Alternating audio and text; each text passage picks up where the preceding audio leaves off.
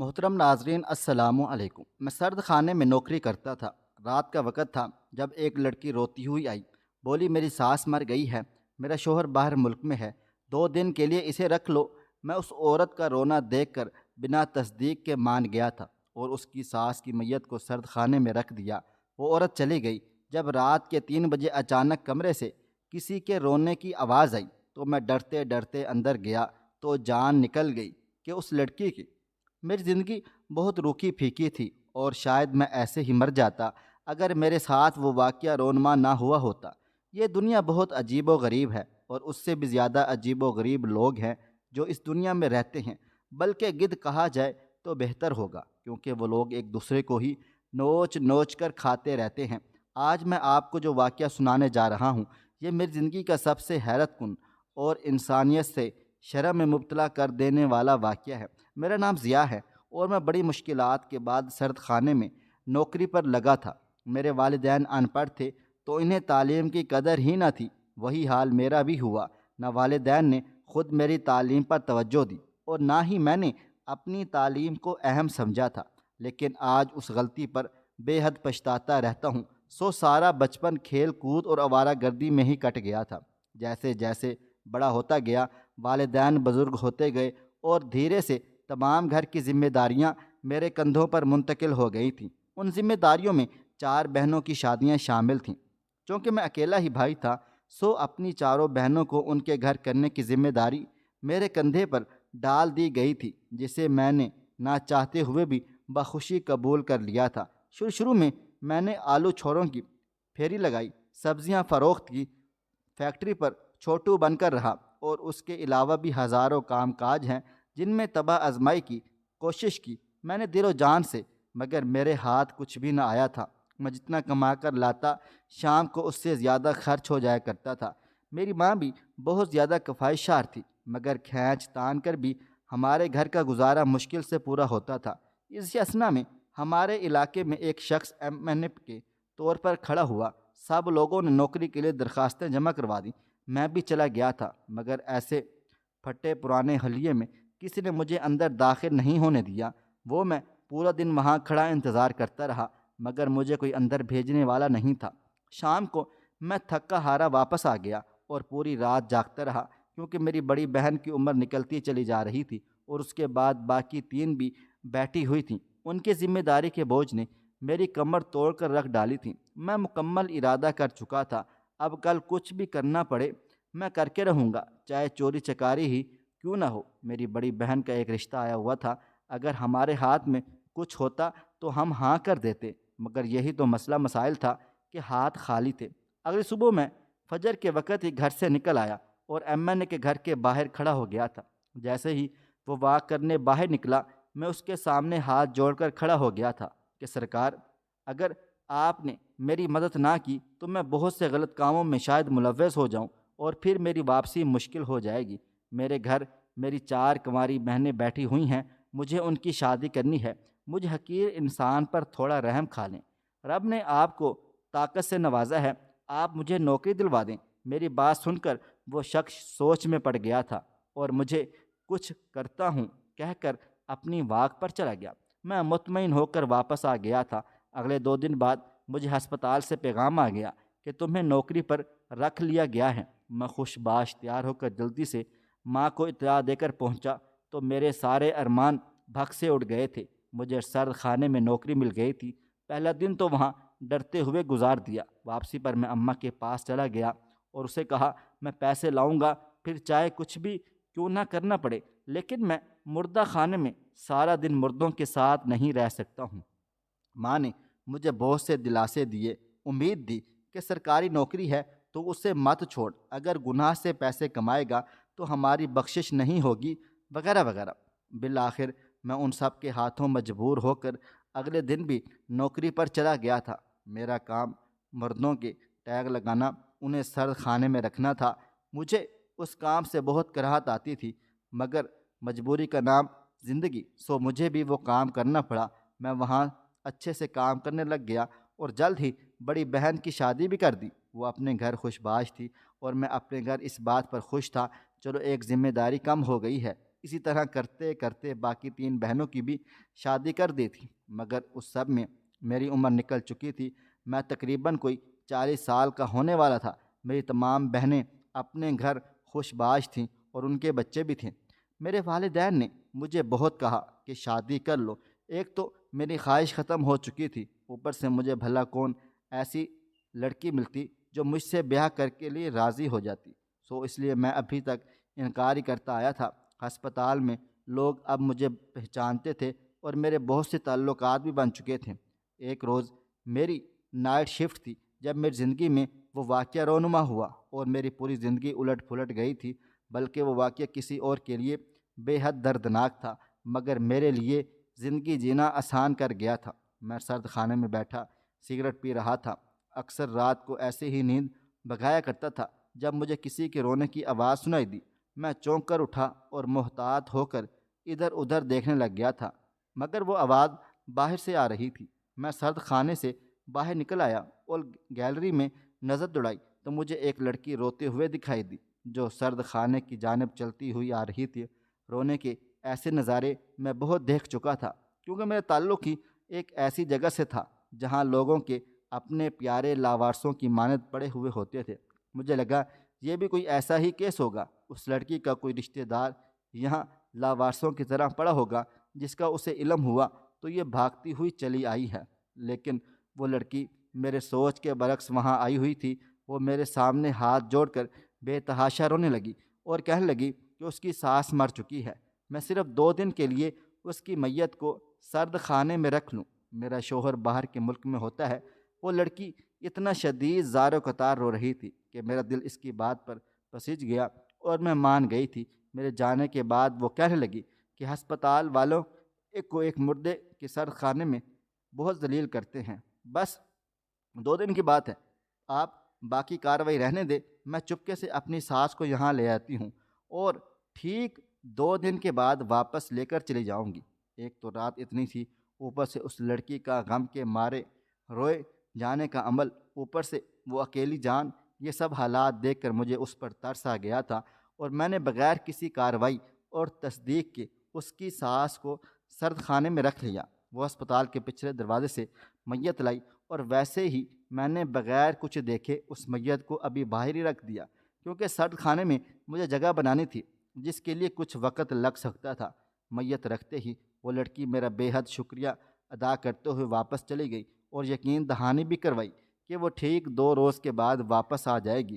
میں نے میت کو ویسے ہی اسٹریچر پر پڑا رہنے دیا اور ایک سائڈ پر کر دیا تھا۔ اگلے 1 گھنٹے میں میں اس میت کے لیے سب سے آخر والا خانہ خالی کر چکا تھا، تاکہ اگر کوئی چیکنگ وغیرہ ہو تو کوئی اسے بغیر ٹیگ کے وہاں دیکھ نہ لے۔ وہ لاش ایک کپڑے میں لپٹی ہوئی تھی، ویسے ہی اسے کھولے بغیر میں نے خانے میں رکھ دیا، دروازہ بند کر دیا۔ ابھی 2 بجے کا وقت تھا، میں جلدی سے اپنا کام سر انجام دے کر باہر گیلری میں نکل آیا اور واش روم کی جانب بڑھ گیا تھا۔ 2:45 ہو چکے تھے جب میں باہر تہجد کے لیے جائے نماز بچھا رہا تھا۔ نماز پڑھ کر جیسے ہی میں نے سلام پھیرا تو مجھے کمرے میں سے ہلکے ہلکے رونے کی آواز آنے لگ گئی۔ میں ڈر گیا تھا۔ اس وقت پوری گیلری سنسان پڑی تھی، مگر رونے کی آواز بدستور آتی جا رہی تھی۔ اللہ کا نام لے کر میں دھیرے دھیرے کمرے کی جانب بڑھنے لگا۔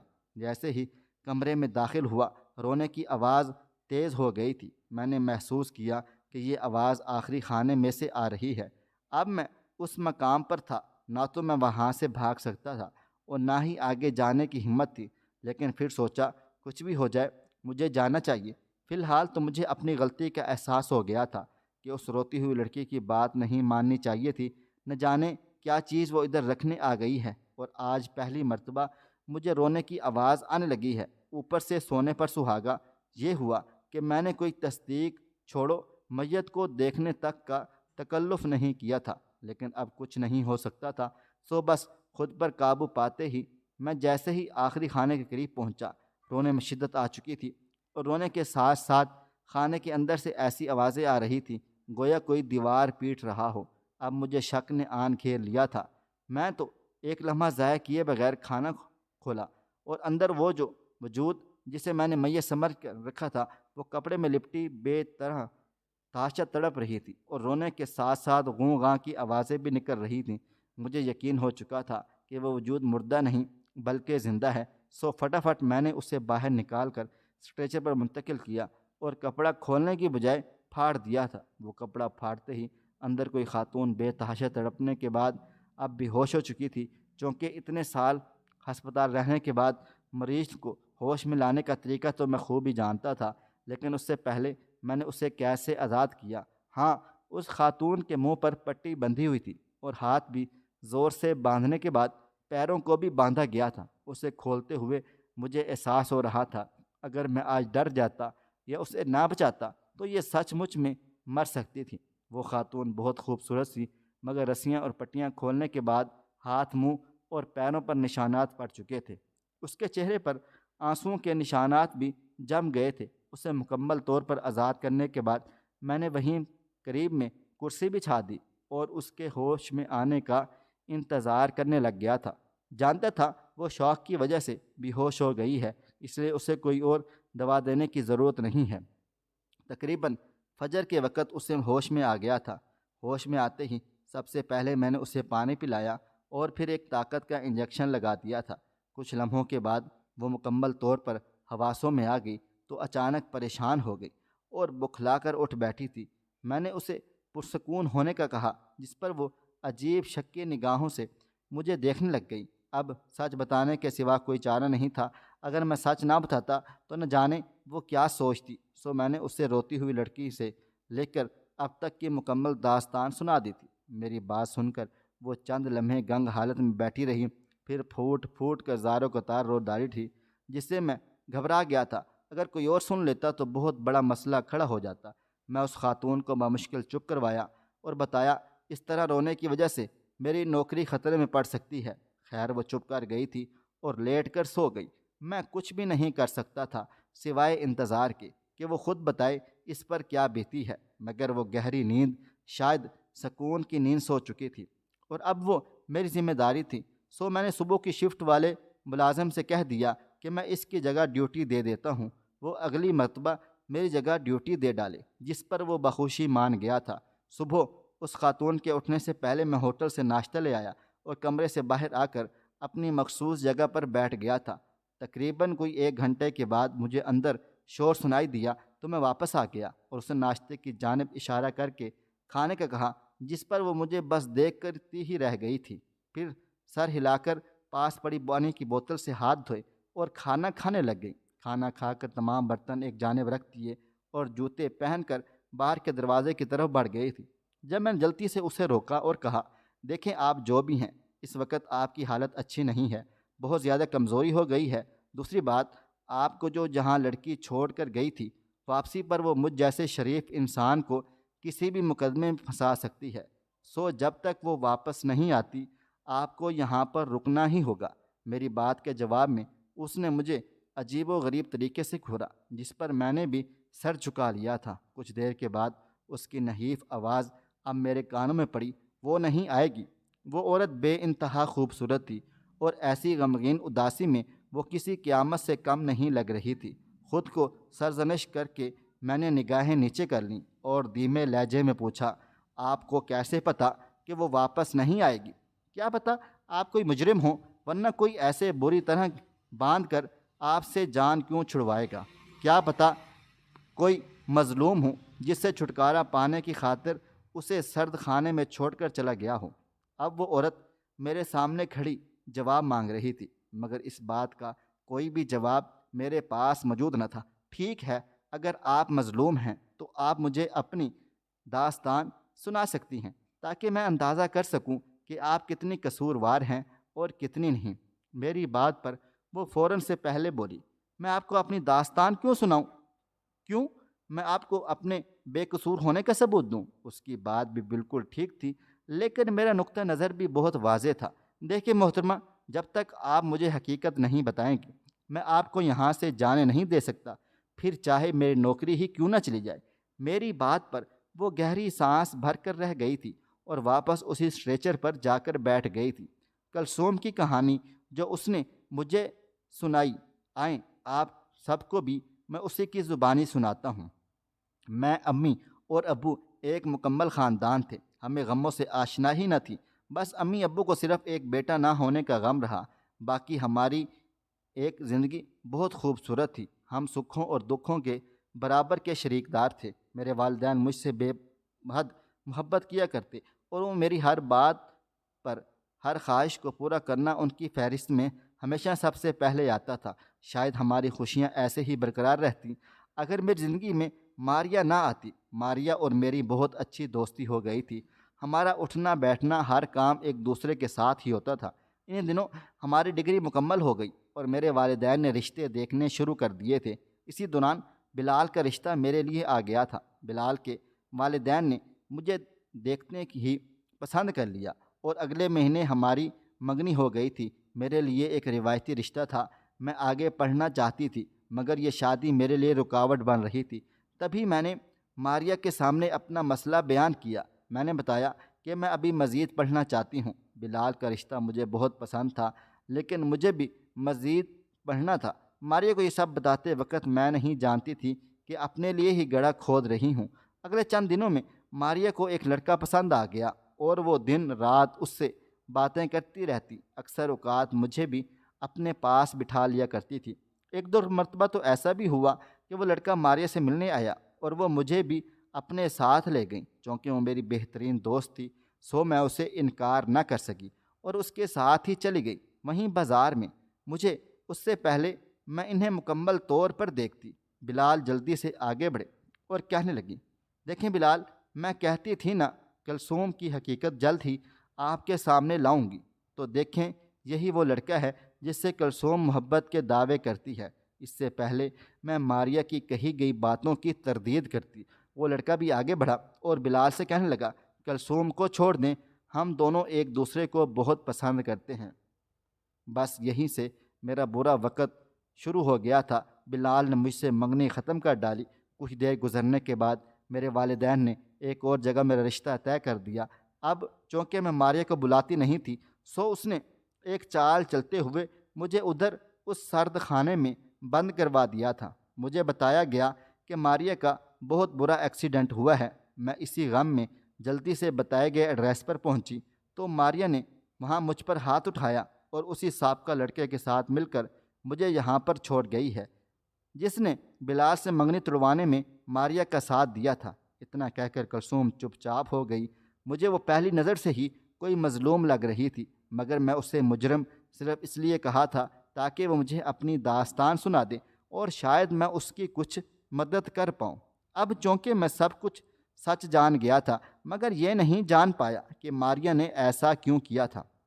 یہی بات میں نے کلثوم سے پوچھی مگر کسی اور اندازے سے تاکہ وہ میری نرمی سے فائدہ اٹھا کر بتانے سے انکار ہی نہ کر دے۔ تو محترمہ، آپ کو کیا لگتا ہے جس ماریا پر آپ الزام لگا رہی ہیں وہ بھلا ایسا کیوں کرے گی؟ میری بات پر وہ ایک دم غصے میں آ کر بپھر گئی۔ الزام؟ آپ کو اب بھی لگتا ہے کہ میں ماریا پر الزام لگا رہی ہوں؟ تو میں کیوں لگاؤں گی اس پر الزام؟ یہی بات تو میں بھی پوچھ رہا ہوں، میں نے بغیر سوچے سمجھے کہا۔ میں نہیں جانتی وہ ایسا کیوں کر رہی ہے مگر میرے ساتھ یہ سب کچھ اس نے کیا ہے۔ وہ نہ جانے کیوں مجھ کو مارنا چاہتی ہے۔ ویسے بھی میرا کوئی اپنا اس دنیا میں نہیں رہا تھا۔ ہم جیسوں کے ساتھ سب لوگ ایسا ہی کچھ کرتے ہیں۔ اب کلثوم زارو قطار رو رہی تھی۔ مجھے اس پر بے حد ترس آ رہا تھا مگر کیا کرتا، میں اسے بالکل بھی لچک نہیں دے سکتا تھا۔ اگر ایسا کرتا تو وہ مجھے کچھ بھی نہ بتاتی۔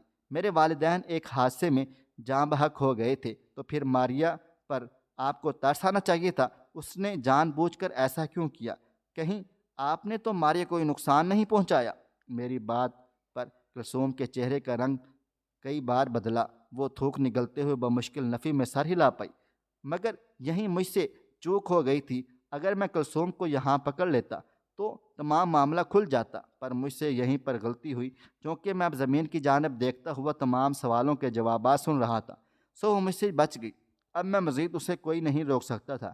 ٹھیک ہے، میں آپ کو جانے دیتا ہوں، مگر جائیں گی آپ کہاں؟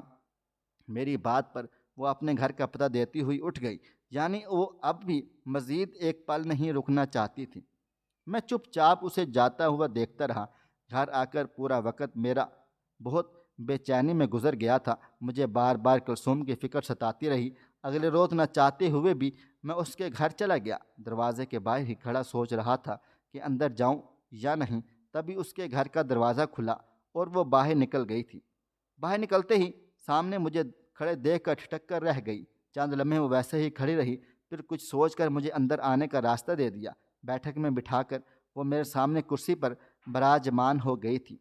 وہ میں نے آپ کی طبیعت کا پوچھنا تھا، میں نے ہچکچاتے ہوئے بات شروع کی۔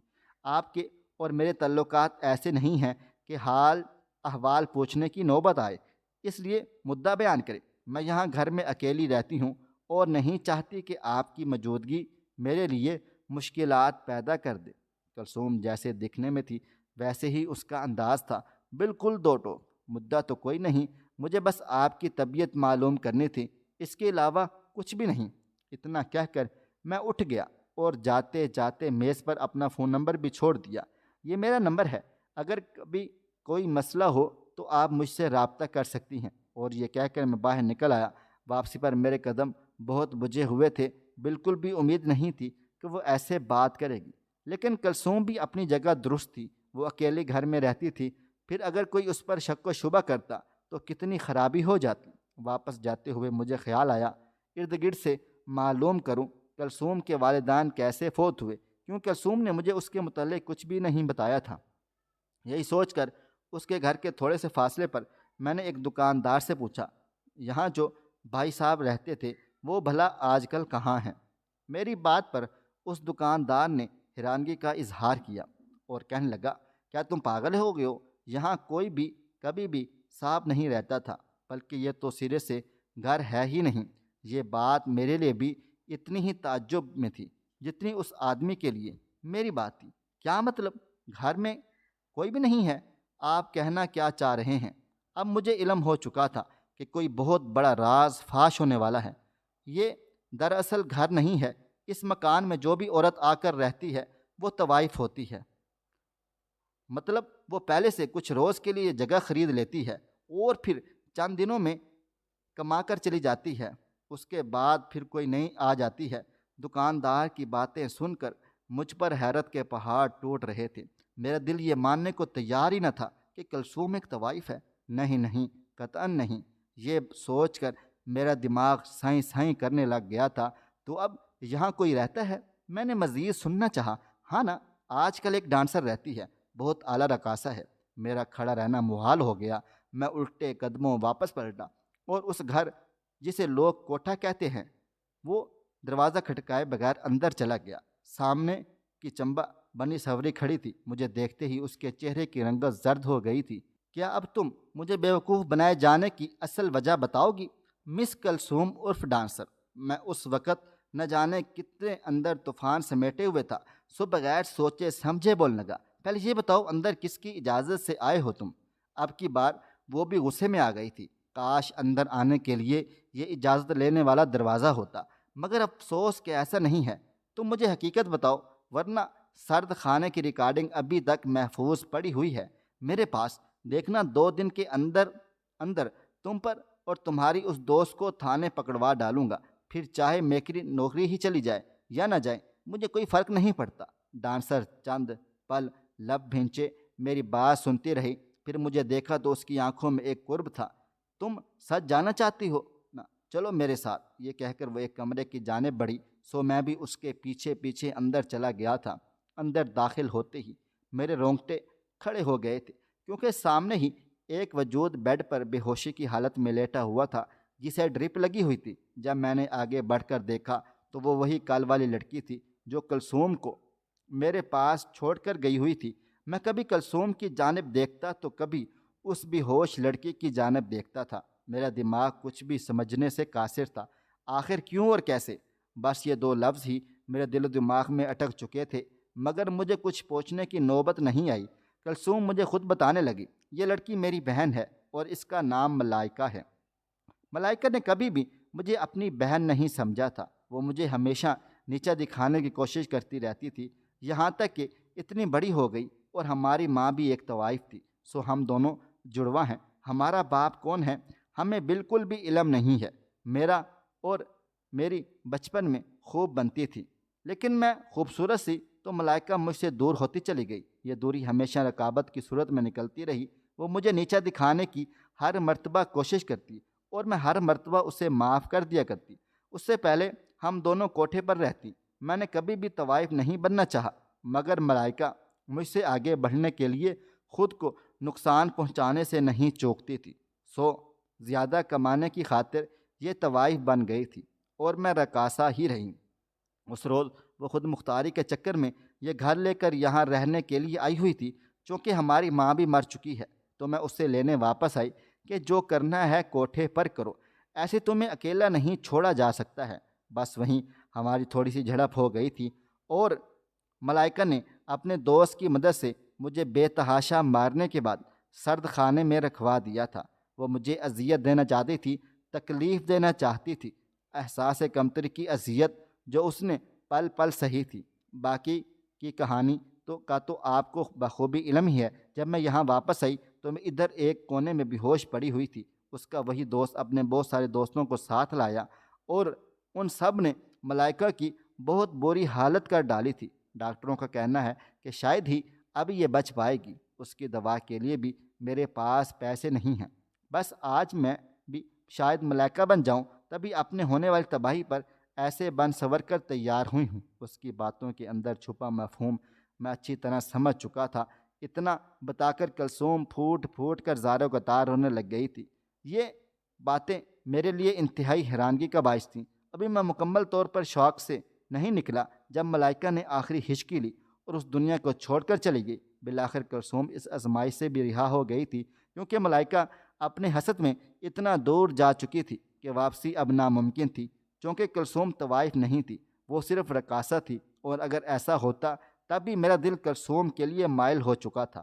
ملائکہ کی وفات کے تیسرے روز ہی میں نے کلثوم کے سامنے اس سے شادی کی پیشکش کی، جسے قبول کرنے میں پہل وہ بہت ہچکچا گئی تھی، مگر میں نے اسے بتایا اگر وہ مجھ سے شادی نہیں کرے گی تو میں تو پہلے ہی بغیر شادی کے عمر گزارنے کا فیصلہ کر چکا تھا۔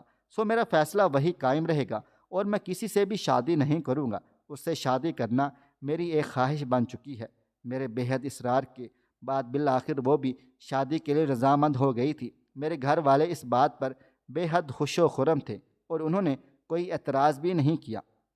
چپ چاپ خاموشی سے مسجد میں نکاح کے بعد کلثوم کو میں اپنے ساتھ گھر لے آیا تھا اور یہ بھی منع کر دیا کہ وہ اپنے ماضی کے متعلق کسی سے بھی کچھ نہیں کہے گی۔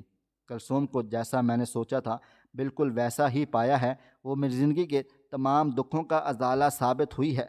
میری ہم سفر میں ہر وہ خوبی ہے جو مجھے چاہیے تھی۔ اس واقعے نے ثابت کر دیا ہے کہ جہاں کچھ لوگوں کی نیت زندگی خراب ہوتی ہے، وہیں سے کسی دوسرے کی زندگی سنور کر خوشبودار بھی ہو جاتی ہے۔ جیسے میری زندگی کو خوبصورت کلثوم نے اس کے ساتھ نے بنا دیا تھا۔ کلثوم کا ماضی اس کے لیے ناسور بن چکا تھا اور اکثر اوقات بہت سے ناسور کاٹ کر پھینکنے پڑتے ہیں۔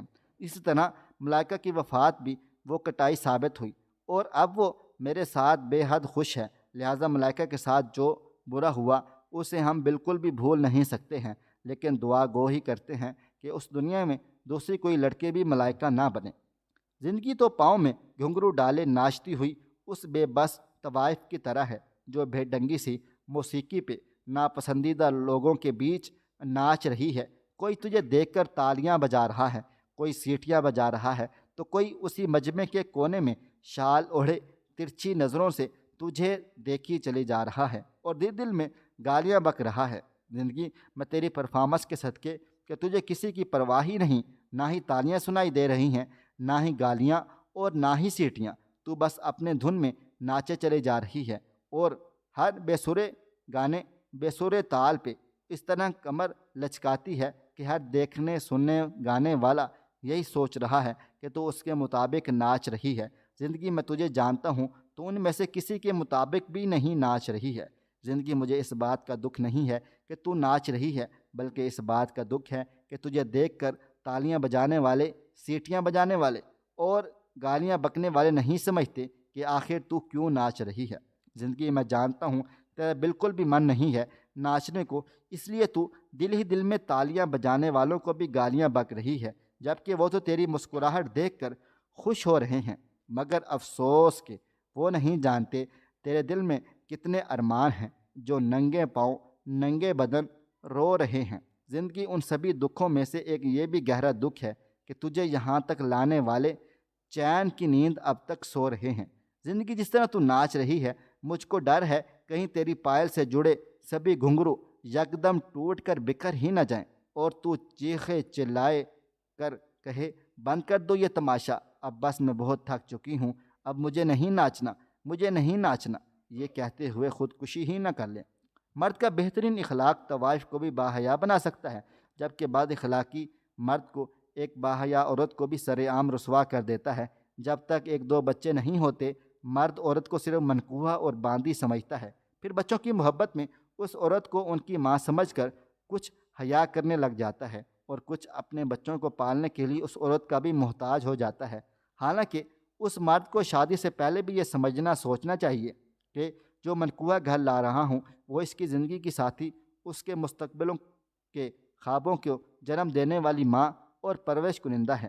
خواہش صرف اتنی ہے کہ کچھ الفاظ لکھوں جس سے کوئی گمراہی کے راستے پہ جاتے جاتے رک جائے، اور نہ بھی رکے تو سوچ میں ضرور پڑ جائے۔ پیارے دوستو، امید کرتا ہوں کہ آپ کو یہ ہماری کہانی پسند آئی ہوگی۔ کہانی پسند آئی ہو تو ویڈیو کو لائک کریں، کومنٹس کریں، شیئر کرنا بالکل بھی نہ بھولیں۔ اور ہاں، اگر آپ لوگ اس چینل پر نئے ہیں تو اس چینل کو سبسکرائب ضرور کر لیں اور نوٹیفیکیشن کو ضرور دبا دیں تاکہ آنے والی کہانی سب سے پہلے آپ کو مل سکے۔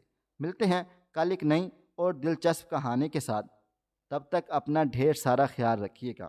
اللہ حافظ۔